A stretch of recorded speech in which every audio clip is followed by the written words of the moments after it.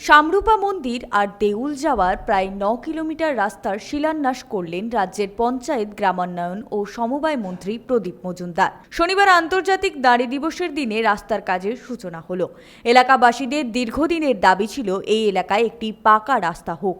গভীর জঙ্গলের মাঝে বিরাজমান রাজা লক্ষণ সেনের অধিষ্ঠাতা দেবী শ্যামরূপার মন্দির আর একপাশে অবস্থিত রাজা লক্ষণ সেনের দেউল।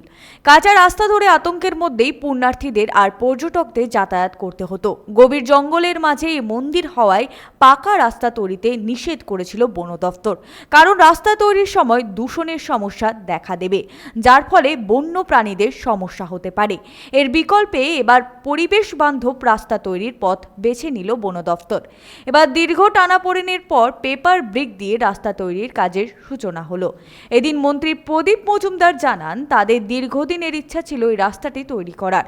সেই ইচ্ছা অবশেষে পূরণ হলো। সেই ৯ কিলোমিটার কাঁচা রাস্তা পেপার ব্রিক দিয়ে তৈরি হবে। তৈরি করতে খরচ হবে প্রায় ১০ কোটি টাকা। তিনি জানান, এই রাস্তা ধরে যাতে ভারী যানবাহন না যেতে পারে সেজন্য কড়া ব্যবস্থা নেওয়া হবে। মানুষ মা শ্যামরূপার নির্দেশ এবং সকলের আবেগকে মাথায় রেখে পশ্চিমবঙ্গ সরকার তাদের বহুদিনের প্রত্যাশিত রাস্তার সংযোগ উন্নত মানের পেভার ব্লক দিয়ে করার প্রায় ৯ কিলোমিটার রাস্তা তৈরির সূচনা হলো এবং এটা অনেক দিনের প্রত্যাশা।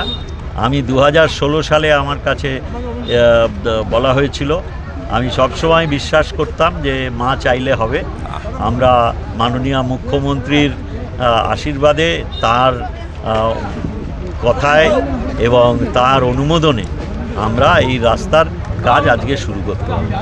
স্থানীয় বাসিন্দা গঙ্গাধর ঘোষ বলেন, চরম সমস্যা হতো তাদের এই রাস্তা দিয়ে যাতায়াত করতে। মন্ত্রীর তৎপরতায় এই কাজ শুরু হয়, তাতে তারা খুব খুশি। তো রাস্তার জন্যই তো অনেকে বাড়ি থেকে সব লোক আসে না, বিশেষ করে জঙ্গলের জন্য ভয় পায়। এখন যেহেতু রাস্তা ভালো হচ্ছে, এখন তো লোকজন তো আরও বেশি হবে, সেটাই তো আমাদের খুবই আনন্দ হয়। আজকে যে পঞ্চায়েত মন্ত্রী আমাদের মধ্যে এসে আজকে যাত্রার রাস্তা উদ্বোধন করে গেলেন, আমরা অসংখ্য ধন্যবাদ। আমাদের বিষ্ণুপুর গ্রামের পক্ষ থেকে ওনাকে তো ধন্যবাদ আছেই।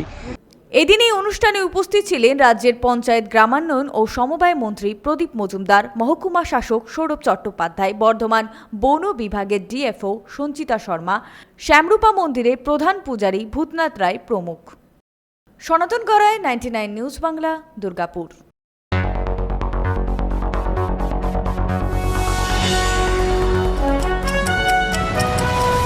আপনারা দেখছেন 99 নিউজ বাংলা। বদলাবো আমরা।